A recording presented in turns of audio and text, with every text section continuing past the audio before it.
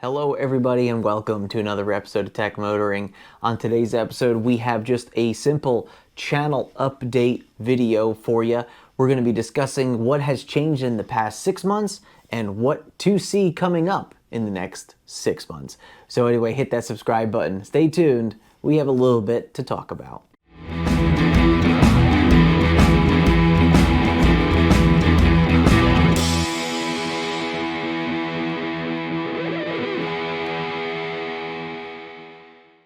All right, everybody, welcome back. So for those of you who have been with the channel long enough, you know about 6 months ago in September, we celebrated our 1,000 subscriber episode. We did a live stream for a couple hours and almost made it to 1,000 subscribers by the end of the live stream, but we actually did hit 1,000 by the end of that night. So thank you for everybody out there who supported the channel and subscribed up until that point, because we hit 1,000 subscribers just over 6 months ago now here on the channel. So now the question is, what has changed in the past 6 months? Well, the cool thing about hitting all those thresholds is now the channel is monetized. So now I can start bringing more content and better content to you.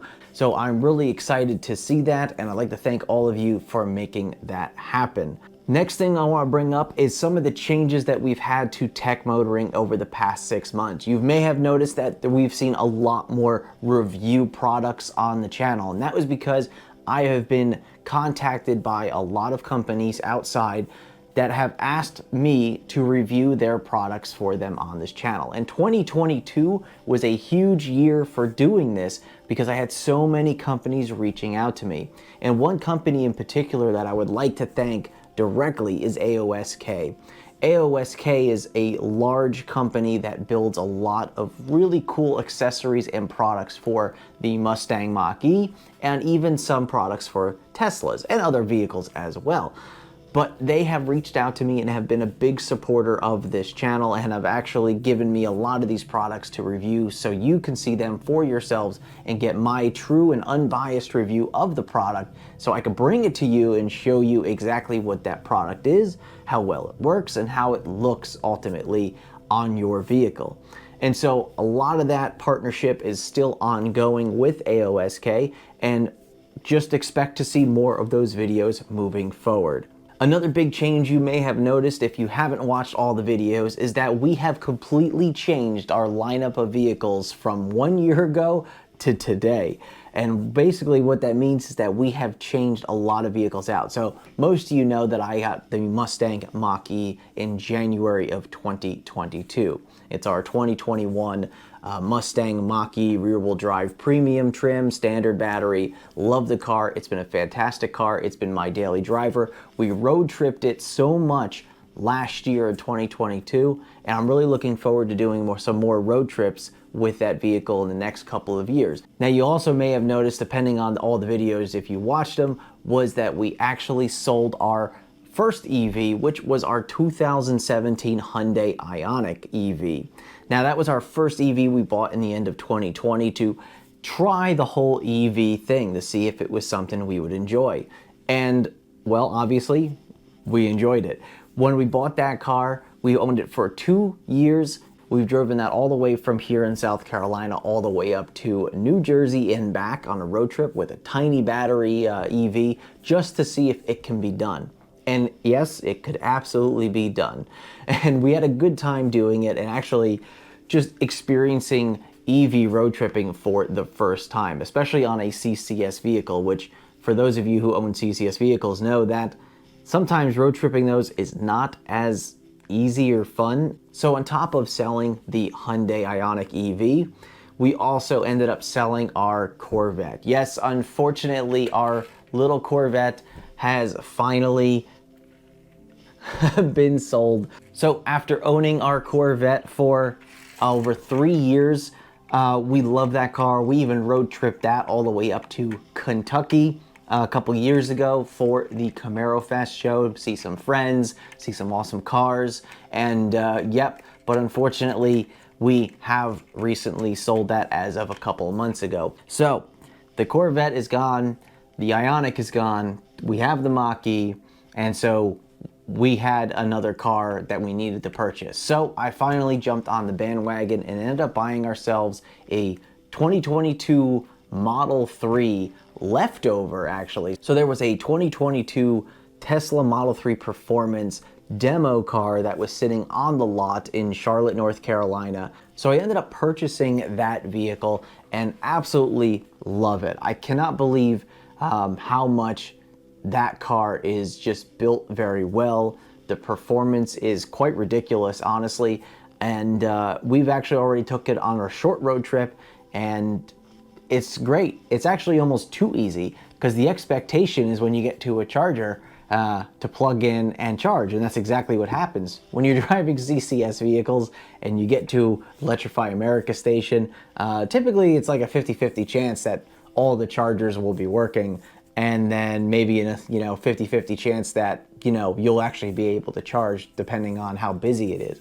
So it's really interesting, and it's a different lifestyle owning a Tesla vehicle versus a CCS style vehicle. And I'm glad that we have the opportunity now to have both of these vehicles in our fleet, because it gives us the opportunity to experience both sides of it and experience exactly what the difference is between the Tesla family and really everything else that's on the road when it comes to charging infrastructure. So it really is cool to see this and actually experience it firsthand. And we have a lot of road trips coming up this year with the Tesla Model 3. So we are really, really looking forward to driving that car quite a bit. And even though I'm not going to make an announcement of a really long road trip that we're going to be potentially doing this year, we're still planning it all out. We have a really, hopefully a really long road trip that we are going to try to do this year in the Tesla Model 3, unless something changes and we end up taking the Mach-E. But ideally, I'd like to take the Tesla on this really long road trip, and it'll be something completely different that we've never done before in an EV.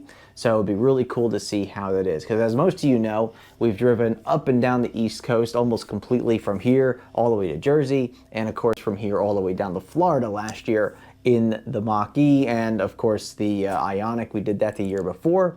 And yeah, so we could show that it is very easy to do all of that stuff in a CCS vehicle, though it's not perfect, considering that we've had some weird issues with Electrify America charging stations over the course of that time, but it was still possible to be done. Now that we're going to be trying the Tesla supercharger network more and more, we'll see how everything works with that. Though, pretty much I think it's going to be pretty seamless and easy when it comes to the Tesla charging network versus the CCS. But now we see that Tesla can open up their supercharger network with the help of a magic dock, is what they call that, that's built into the superchargers, or going to be added to the ones that don't have it. And that magic dock is what's going to be able to allow CCS vehicles to charge on the supercharger network. So the question is whether or not this is a good idea or if this is a bad idea. And of course, I'm curious to hear what you think. So leave in the description below whether you're a Tesla owner or if you own a CCS style vehicle, whether or not you think it's a good idea to have the supercharger network open to all vehicles, or do you think it's a bad idea and that it should only be for Tesla vehicles? Leave in the comments below. I'm curious to hear what you think. But anyway, moving on from road trips this year, we also have some other big changes going on with tech motoring. One of which is actually going to be our home electrical system changes. And what I mean by that is that for those of you who know, who have been with the channel long enough, when I started this channel nearly 3 years ago, we're coming up on our 3-year anniversary. When I started this channel nearly 3 years ago, we had just at that time installed solar on the house. And so we have a fairly large array of solar on our house that gives us quite a bit of electricity every month. And since we live in an area where we do have a lot of sun, it definitely produces quite a bit over the course of a year. And so what we've been thinking about doing over the past couple of years is adding a battery storage system. What are you doing here?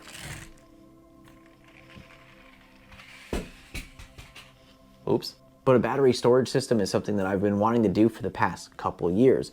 Because we live in such a high possibility of hurricanes every single year, or other, bad storms, tropical storms, whatever, I always thought it would be a good idea to have some sort of backup system. Now we could go with a gas generator or a propane generator, but sometimes it's not easy to get gas and propane shortly after hurricanes have hit, because if the gas stations don't have power, well, then it just makes it a little harder to get that resource.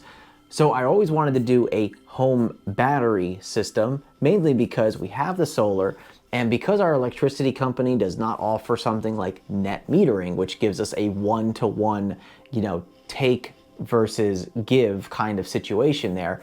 When we sell back to our electricity company, we're not really getting any benefit to selling it back. We're only getting about 1/3 of the cost versus if we were to buy it from our electricity company, which I don't believe is fair. On top of the fact that we actually do pay a standby fee every month for having solar, which once again I don't agree with, but we still have. And so we're paying kind of double just because we have solar, and it doesn't really make sense for us to do that. So instead of us sending it back to our electricity company every month, what I would love to do is harness that power into something that we can use for ourselves when we need it, like for instance overnight or on cloudy days.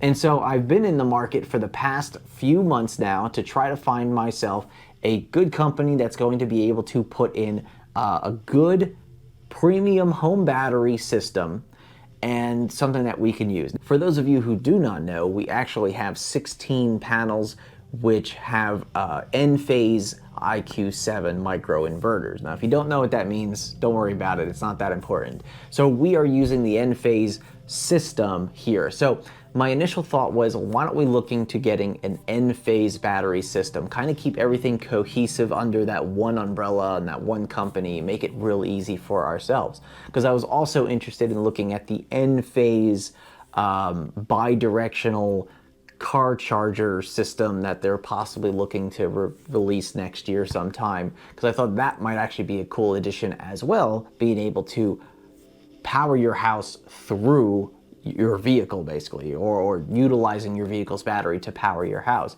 Now granted, I don't currently have a car that offers bi-directional charging, but it would probably be in a vehicle that I purchase over the next few years anyway. So I thought that would be pretty cool. So we would have the N-phase microinverters, the N-phase battery, and the N-phase bi-directional charging system. Well, after going back and forth with a couple different companies about pricing and availability and the types of batteries they offer, I ended up going actually a different route. And I actually found a company locally who actually sells Tesla Powerwalls without having to have Tesla solar. Now, actually, Tesla just actually reversed that decision. Sometime, I think it was about a year and a half ago, Tesla decided that they were going to only sell the Powerwalls to people who were Tesla solar customers, or people who were going to be putting Tesla solar on their house. So that really limited how many people can actually get a hold of a Tesla Powerwall if you didn't have Tesla solar. Well, there was a company locally who actually does Tesla batteries regardless of your solar configuration. Now, like I said a couple weeks ago, Tesla had reversed that decision anyway, so now you can buy the batteries again regardless of your solar system. But this company, I looked at them and their pricing was very much on par with the N-phase battery system. So instead of getting 2 N-phase batteries, which would offer me about 21 kilowatt hours of energy, we have decided to go with the 2 Tesla Powerwalls, which should give us roughly 27 kilowatt hours of energy. And that should give us plenty to back up all of our stuff in the event of a power outage, or possibly just on days that we don't have very good weather and we're not producing much solar. This would give us enough power to get through pretty much an entire day, possibly 2, without having to need to rely on the electricity company.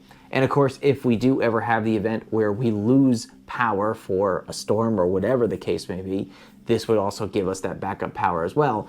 And we'll still be able to replenish the batteries utilizing the sun and the solar on our roof.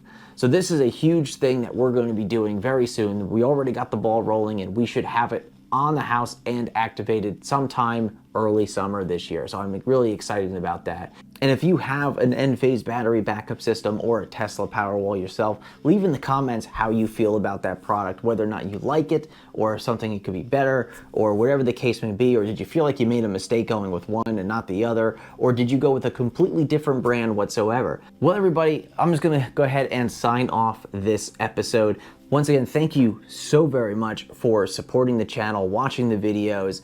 Keep them rolling. Thank you so much for doing that, supporting the channel. I can't believe that we're coming up on almost 3 full years of tech motoring, where I've released at least one video per week for the past 3 years. We've been able to get these videos out and you know, have fun while doing it. So it's been a lot of fun. It's been fantastic. We are rapidly finding our way closer and closer to 1,600 subscribers on this channel, which is crazy to think that we were at 1,000 just a little over 6 months ago, and now we are almost at 1,600 just in a short 6-month span. So that is crazy to think that we have grown and continue to grow at such a rapid pace. And of course, let me know what you think we can do better on the channel.